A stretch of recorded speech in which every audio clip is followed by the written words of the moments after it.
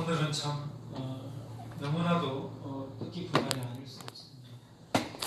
지난 세월들을 우리가 이야기할 때 다사다난했다 뭐 이런 이야기들을 하고요. 또 우여곡절이 참 많았다 뭐 이런 이야기도 합니다. 그런데 지난 한 4년입니다. 정확하게 4년입니다. 4년 동안 지나오면서 그 모든 말들을 어떻게 표현할 말이 없을까? 한마디로 뭐라고 이야기하면 좋을까라고 이야기하면 떠오르는 단어가 딱 하나가 있습니다. 바로 은혜입니다. 은혜. 하나님의 은혜입니다. 그래서 오늘 이 시간에는 우리 교회가 처음 설립할 때 하나님께서 이 말씀을 주셨기도 했고 또 그러면서 앞으로 또 이 교회가 계속해서 은혜 가운데 세워져 가고 또 하나님의 일들을 감당해 갈 것인데 때문에 오늘 우리 이 열린 우리 교회가 세워진 목적과 또 앞으로 어떤 모습으로 이렇게 이곳에서 있어야 하는지 존재해야 되는지 이런 부분들에 대해서 다시 한번 가다듬는 다시 한번 상기하는 그런 점검하는 시간이 되기를 바랍니다. 어떤 아이가 자기 집을 표현하기를 엄마가 계시는 곳이다 이렇게 이야기를 합니다. 여러분들은 집을 어떻게 표현합니까? 그렇게 본다면 이 아이 말대로라면 이 교회는 누가 계시는 곳이에요? 하나님이 계시는 집입니다. 그래서 하나님께서 특별히 이 교회는 계획을 하셨어요. 그리고 누가 세우셨습니까? 예수님이 세우셨어요. 그리고 누가 운영을 하십니까? 성령께서 운영을 하십니다. 우리는 이 사실을, 이 진리를 부정할 수 없어요. 그래서 성부 하나님께서 계획하시고 성령께서 이루시고 예수님께서 이루시고 성령께서 끊임없이 운영해 가시는 것이 바로 이 교회입니다. 때문에 이 교회를 하나님의 집이라고 이야기하고 또 이 교회를 그리스도의 몸이라고도 이야기하고 또 이 교회를 성령의 전이라고도 이야기합니다. 집이요, 몸이요, 전입니다. 누구의? 하나님이에요. 그래서 이 교회는 예수님이 말씀하셨듯이 음부의 권세가 해할 수 없는 반석 위에 든든하게 서간 그런 교회로 지금까지 세워졌고 지금까지 이어지게 된 것입니다. 그런 교회 중에 하나가 바로 열린 교회가 되겠습니다.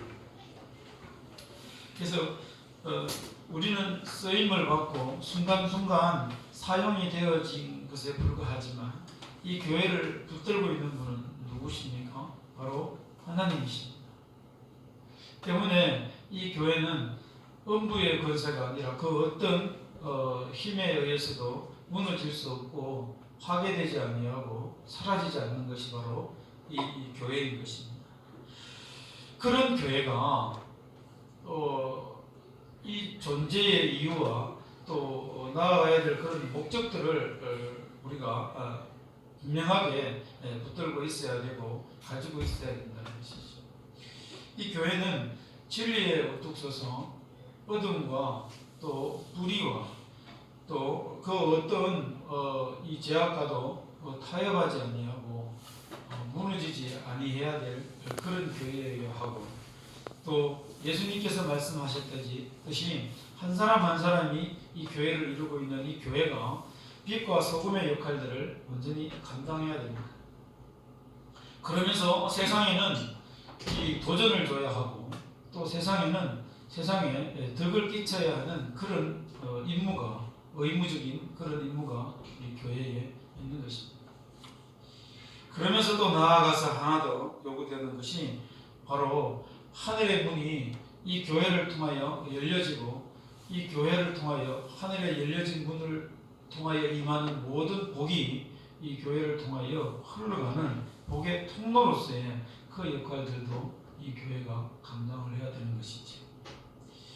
때문에 우리 교회가, 열린 우리 교회가 놓치지 말아야 하고 꼭 붙들어야 할 것이 이 세 가지는 우리가 반드시 주님 오시는 그날까지 교회가 붙들어야 되겠다라는 것이 있습니다. 바로 우리 영구 비전이 되겠습니다. 이것은 영구 비전이라는 것은 주님 오실 때까지 바뀌지 않고 이 비전을 향해서 달려가는 것입니다. 오늘 그것을 좀 나누어 보려고 해요. 불의와 타협하지 않고 진리에 우뚝 서서 또 뭡니까? 이 빛과 소금의 역할을 감당하면서 그러면서 이 교회가 세상의 도전이 되고 복이 되어야 될 그런 내용들을 한마디로 딱 한 단어로 압축을 하면 바로 사명이에요. 이 교회가 이 사명을 붙들고 가야 되는데 우리 교회가 영구히 이 붙들어야 될 첫 번째 영구 비전 사명이 뭐냐? 바로 예배와 말씀으로 온전한 그런 믿음의 교회가 되는 것입니다. 이 교회는 하나님의 부르심을 받은 성도들이 모여서 예배드리는 곳입니다. 요한복음 4장 24절에 하나님은 영이시니 예배하는 자들이 영과 진리로 예배할지니라 라고 예배에 대해서 예수님께서 정확하게 정의를 내려주셨습니다. 하나님은 신령과 진정으로 예배드리는 자를 찾으십니다. 그리고 그 예배자들을 통해서 축복하시고 그들을 통하여 복을 흘려보내십니다. 이것이 틀림없는 사실입니다. 결국 교회는 그러므로 진정한 예배자가 없다면 하나님은 예배를 받으시지도 않으실 뿐더러 하나님은 역사하시지도 않으실 것입니다. 이곳에 모인 우리 모두 한 사람 한 사람이 하나님이 찾으시는 예배자가 되시고 우리 한 사람 한 사람을 통하여 하나님께서 계획하시고 꿈꾸시는 그 놀라운 복들을 또 흘러보내는 그런 복의 통로가 되시기를 바랍니다. 그래서 우리는 신령과 진정으로 하나님을 찾고 예배하는 자들이 다 모여야 될 것입니다. 우리를 통해서 하나님께서 역사하시고 우리를 통해서 하나님이 꿈꾸시는 일들을 이루어 가시도록 우리를 내어드리는 그런 예배자의 자세가 우리들에게 있어야 됩니다. 어떤 예수 믿는 가정에 매일 아침이 되면 남편과 아내가 이런 대화를 나누었다고 합니다. 여보, 남편 말, 오늘은 당신이 나를 대표해서 교회에 가서 예배드리고 오시오. 그렇게 이야기를 했다. 그러고 나서 이 남편이 아내가 간 사이에 꿈을 꿨는데 천국에 자기 아내와 같이 가게 되었대. 근데 천국의 문지기가 이 두 사람에게 당신 둘은 부부지요? 그랬답니다. 네, 그래요. 부부는 일심동체니까 둘 중에 한 분만, 특별히 아내만 이번에 천국에 들어가시죠 라고 제안을 했답니다. 남편이 꿈을 꾸기 전에, 자기 전에 아내에게 했던 그대로 이 꿈속에서 본인이 당한 거예요. 아무리 일심동체라 할지라도 하나님 앞에 예배하는 것은 대표로 드릴 수는 없는 것입니다. 한 사람 한 사람이 하나님 앞에 예배자로 서야 하고 가족 중에 한 사람이 누군가가 오늘 예배 잘 드렸으니 다 해결되었다가 아니라 우리는 한 사람 한 사람이 하나님 앞에 진정한 예배자로 예배의 성공자로 다 나아가야 되는 것이죠. 우리는 간혹 그런 생각들을 합니다. 오늘 예배에 실패하면 내일 예배를 드리면 되지. 오늘 예배에 내가 잘 성공하지 못하면 다음 날에 예배를 드릴 때 성공하면 되지 라고 생각을 합니다. 근데 하나님의 입장에서는 그렇지 않습니다. 매 순간순간마다 매 드리는 하나님 앞에 예배마다 하나님은 온전히 우리가 신령과 진정으로 예배의 성공자가 되기를 원하십니다. 그래서 매 순간마다 매 예배 때마다 하나님은 나를 찾으신다라는 사실을 우리는 기억을 해야 되는 것이죠. 성도 한 사람 한 사람이 예배를 전담한 제사장입니다. 그런 제사장의 모습으로 하나님 앞에 나아가는 것이지요. 그래서 열린 우리 교회 모든 성도들은 이 예배와 말씀을 통해서 특별히 온전히 예배에 성공하는 하나님이 찾으시는 예배자의 삶들이 되시기를 주님의 이름으로 간절히 축원합니다.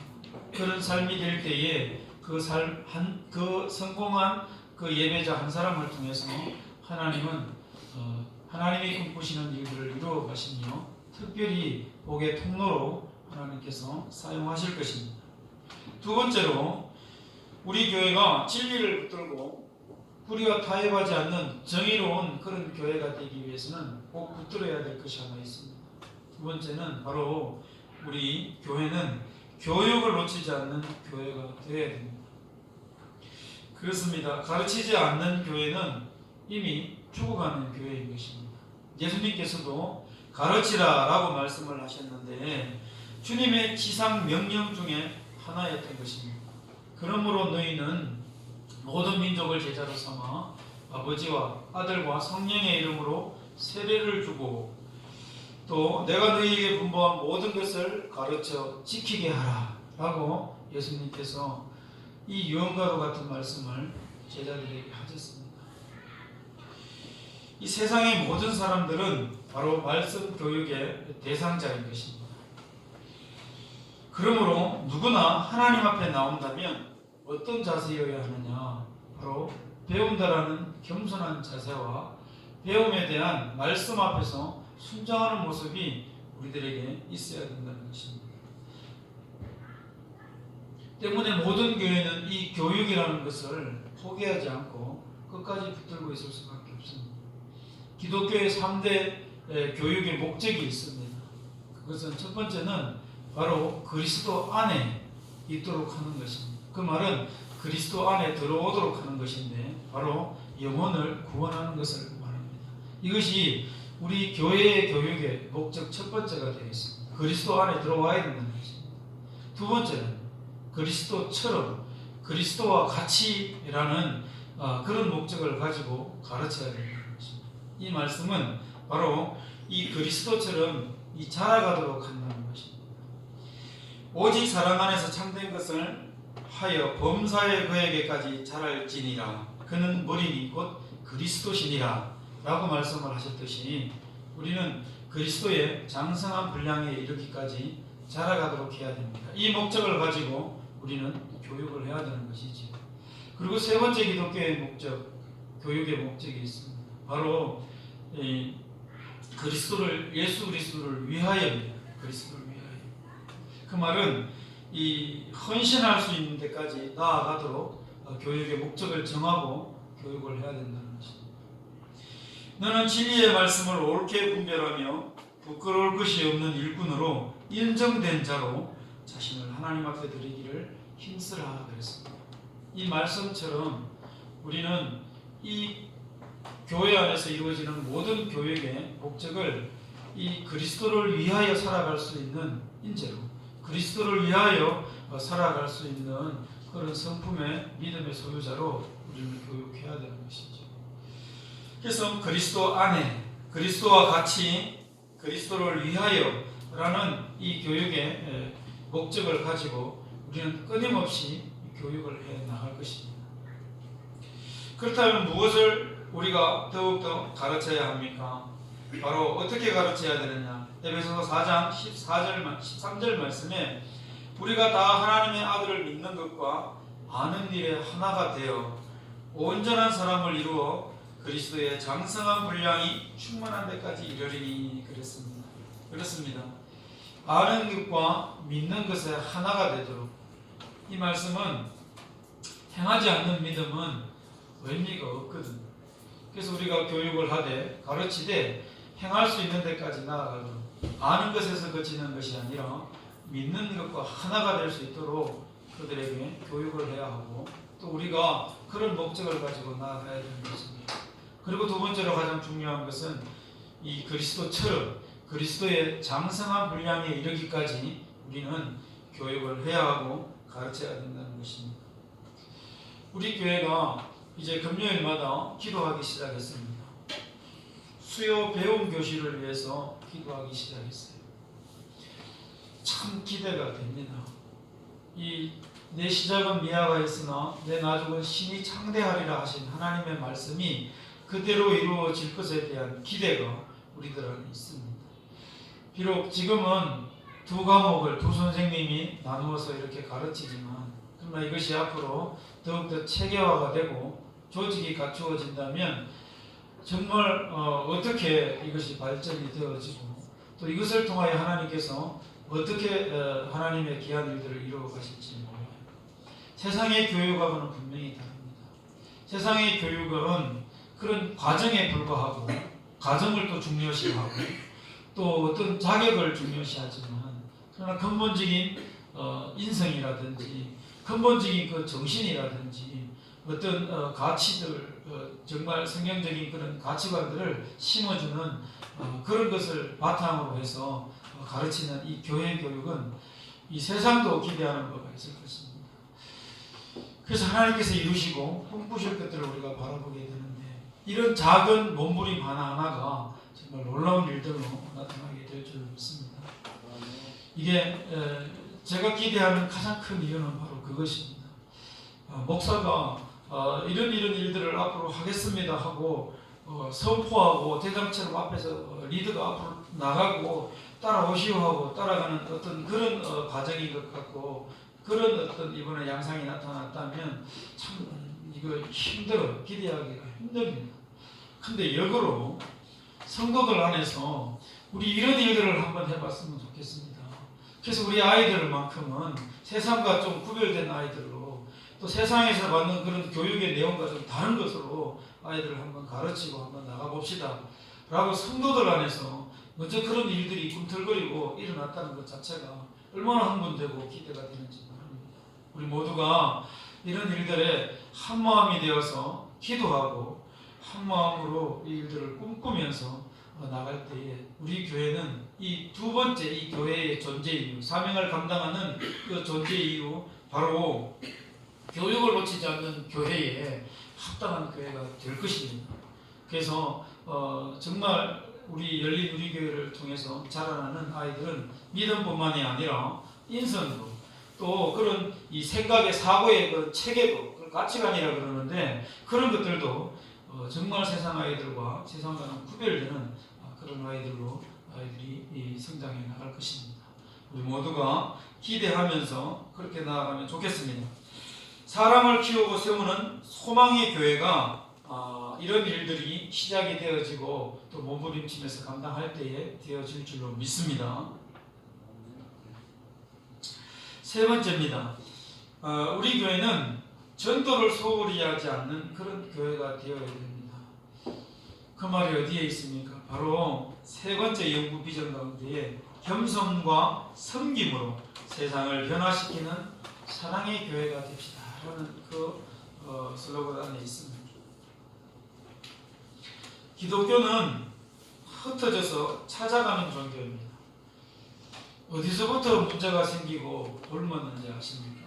계속 모이기만 힘썼기 때문에 그렇습니다. 자꾸 사람도 모으고 재정도 모으고 자꾸 끌어모으다 보니까 이게 비대해지고 이게 엉뚱한 곳으로 흘러가고 막 이렇게 되는 것 아니겠습니까? 사실은 이 기독교는 모이면은 흩어져야 돼요. 가야 된다는 거죠. 그래서 내가 어느 정도 힘들이 생기고 내가 어느 정도 장성했어요. 그러면 어떻게 돼야 될까요? 흩어져서 나가야 돼요. 딱 끝까지 가야 되는 것이죠. 이것을 목적으로 우리가 교육을 하고, 이것을 목적으로 우리가 안에서 신앙생활하면서 그런 영적인 성숙감, 그리스도의 장성한 분량에 이르기까지 우리가 자라가는 것입니다. 그러니까 나만 바라보고 나 하나님을 위해서 그렇게 신앙생활을 한다면 이것은 아무 의미가 없는 것입니다. 그래서 교회는 모였다가 흩어져야 됩니다. 가야 돼요. 연약한 곳으로 흘러가야 됩니다. 그래서 잃어버린 아람을 찾아가야 돼요. 누가복음 19장에서처럼 누구를 찾아갑니까? 삭개오를 찾아가지 않습니다. 잃어버린 탕자를 찾아가야 됩니다. 또 어떻게 됩니까? 인재를 찾아가야 돼요. 하나님의 사람들을 구석구석 요소요소에 박혀있고 알지 못하는 그런 사람들을 찾아내야 되는 거죠. 무엇으로요? 겸손과 섬김으로. 누가 그렇게 하셨습니까? 예수님이 그렇게 하셨습니다. 이 땅에 오셨잖아요. 나는 잃어버린 자를 찾아 구원하려고 이 땅에 왔노라라고 예수님이 분명하게 선포하셨습니다. 이런 양을 찾아가듯이 이런 드라크마를 찾듯이 그런 간절한 마음으로 우리들은 하나님의 잃어버린 이 땅의 사람들을 찾아서 흩어져 나가야 되는 것이죠. 이게 우리가 가져야 될 최종적인 삶인 것입니다. 최종적인 삶의 방향인 것입니다. 그래서 늘 말씀을 드리지만 좀 성숙했어요. 그리고 이제 그런 어떤 그 나름대로 그런 역량들을 갖추었어요. 그럼 어떻게 할까요? 제가 보낸다고 했잖아요. 보내야 돼요. 그래서 우리 교회는 세 가지 또 목표가 있어요. 바로 성도 한 사람 한 사람이 이 역량들을 갖추어 나가야 되는데 어떤 역량들을 갖추어 나가느냐? 여러분들이 최소한 가정에서 가족들을 앉혀놓고 함께 가정의 예배를 드릴 수 있는 그 리더의 어떤 소양들은 갖춰야 돼요. 그리고 두 번째로 여러분들이 이 지금 양육 과정이나 훈련 과정을 통해서 앞으로 우리가 이제 좀 많아지면 나누어지게 될 것입니다. 그래서 이 수요 예배도 이제 여기서 예배를 수요 예배를 드리긴 하지만 그러나 각자 그 목양의 현장으로 그걸 우리는 목장이라고 합니다. 그 목장으로 다 흩어져서 거기서 여러분들이 그 목자의 인도를 그 받으면서 사랑방 목자의 인도를 받으면서 여러분들 각자가 그렇게 흩어져서 그곳에서 그 주변에 가장 가까운 사람들을 익숙한 환경에서 교회 환경이 아닌 그곳에서 그들을 불러내고 찾아내서 함께 예배하면서 그런 공동체를 이루어가도록 거기에 리더가 되도록 그렇게 가르쳐 갈 겁니다. 그리고 마지막 세 번째는 여러분들이 영적으로 또 성숙해지고 또 성경적인 말씀이 어떤 그런 충만한 그런 영향들이 있어서 이것을 가지고 흩어져서 농어촌 교회든지 오지에 낙도든지 아니면 저 멀리 해외든지 가서 여러분들이 어렵고 힘든 교회들을 정말 말씀 사역자로서 말씀을 들고 가서 그들을 돕는 그런 삶들을 살아내도록 그렇게 여러분들을 역량들을 돕고 싶습니다. 그게 우리 교회의 목적입니다. 이 교회가 그냥 단순하게 모여서 우리들끼리 그냥 모였다 흩어지면 일반 세상 사람들의 개하고 다른 게 하나도 없습니다. 그래서 그런 목적을 가지고 우리가 나아갈 것입니다. 그래서 겸손과 순종으로 이웃 교회를 섬기고 이웃을 섬기는 그 예수님의 그 마음과 삶의 태도를 마음과 삶의 태도를 본받아서 우리들도 그렇게 살아낼 것입니다. 이것이 우리 교회가 영구적으로 가지는 비전인 것입니다.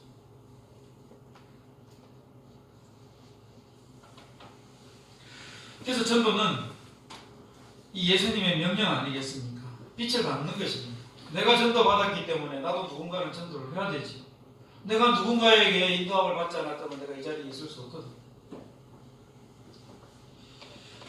그리고 전도는 어디에서나 누구에게나 해야 되는 것입니다. 우리의 삶이 되어야 되는 것이죠. 내 집이든 직장이든 병원이든 학교든 어디서든지 어떤 사람이든지 누구에게든지 우리는 전도를 해야 되는 것입니다. 그래서 나에게 가장 큰 복이었던 이 복음을 접하게 된 것이 또 다른 누군가에게 가장 큰 복이 되도록 전달해 줘야 되는 것이죠. 이런 사명이 열린 우리 교회에 속한 모든 성도들이 있습니다. 각자 한 사람 한 사람에게 다 있습니다. 여러분, 저를 잠깐 보시기 바랍니다. 야단 맞는 것 같습니까? 아니죠. 마음에 새기시고 부담이 되시거나 또 이런 말씀들이 내 마음속에 부딪힘이 있다면 이게 하나님의 음성인 줄 아시기 바랍니다. 저 야단칠 만한 위치에 있는 사람도 아니고 그 말씀은 저에게도 동일하게 적용되어지고 저한테도 들려줘야 될 말씀입니다. 함께 나누는 거예요. 그리고 마지막으로 중요한 거, 이 전도는 어떻게 해야 될까요? 사랑과 겸손과 순종으로 우리가 이 이웃에게 전해야 된다 하는 이것이 결국은 그리스도의 그 사랑이잖아요. 그리스도의 마음으로 전달해야 되는 것입니다. 전도한다고 내 방식과 내 마음대로 내 계획대로 그렇게 가면 그 결과는 분명히 짜증나게 돼 있습니다. 또 그리고 이루어질 수도 없어요. 그래서 전도는 항상 어떻게 해야 된다? 그리스도의 마음으로. 이게 가장 중요합니다. 그리스도의 사랑과 그리스도의 마음으로 그리스도께로부터 받은 사랑대로 그리스도께로 배운 그 삶의 모습대로 우리가 겸손하게 또 순종의 자세로 그렇게 나아가야 되는 거예요. 다른 말로 하면 예수님처럼 그렇게 가야 된다는 것이지. 그럴 때에 이 세상을 변화시키는 그런 모습들이 나를 통해서 나타나게 될 것입니다.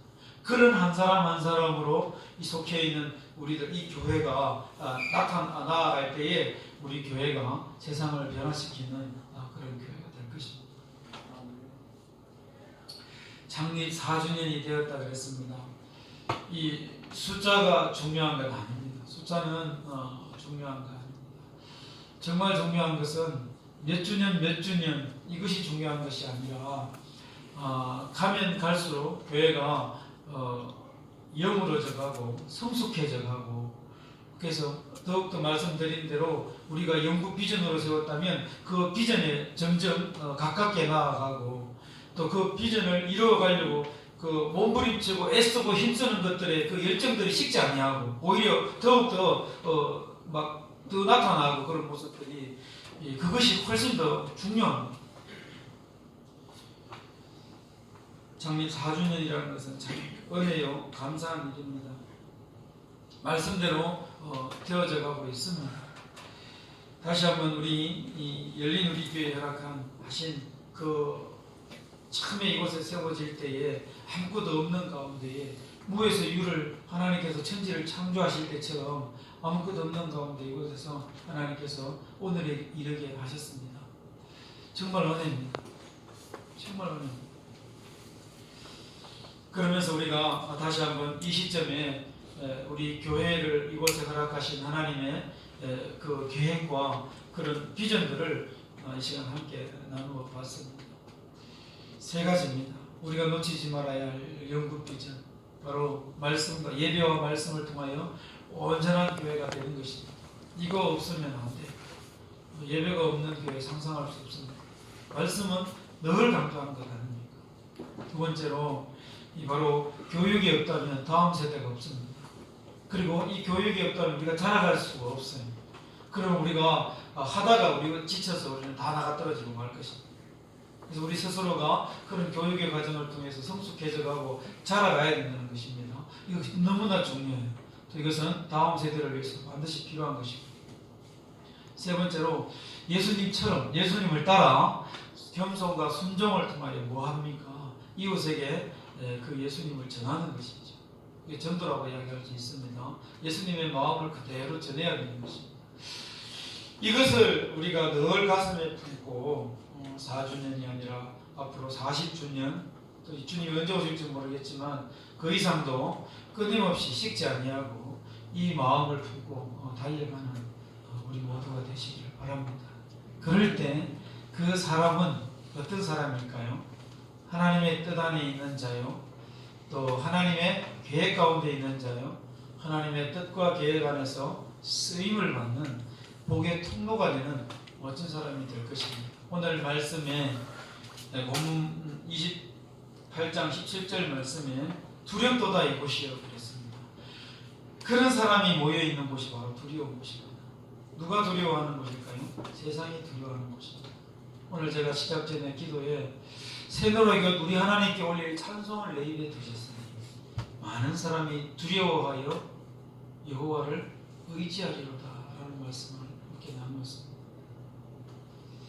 이것은 제게 주신 말씀이었습니다. 시편 40편.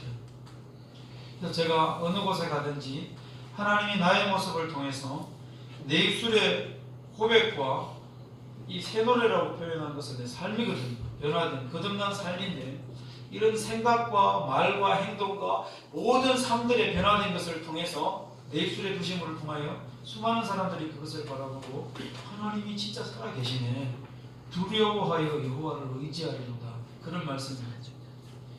오늘 이곳에 모인 우리 한 사람 한 사람이 이렇게 이 비전을 품고 달려갈 때에 그렇게 모여있는 이 교회는 정말 오늘 28장 17절에서 말씀하신 것 같이 두렵도다 이곳이요 다름 아닌 하나님의 집이요 하늘의 문이로다, 하나님의 계획과 뜻들을 이루는 자들로 가득 찬 곳이구나, 바로 복의 통로가 되는 이 교회구나 라는 사실을 수많은 사람들이 깨닫게 되고 알게 되어 주님께로 돌아오게 되고 주님께로 나오게 되는 놀라운 역사가 우리 모두를 통하여, 특별히 모인 이 열린 우리 교회를 통하여 그대로 나타나기를 주님의 이름으로 간절히 축원합니다.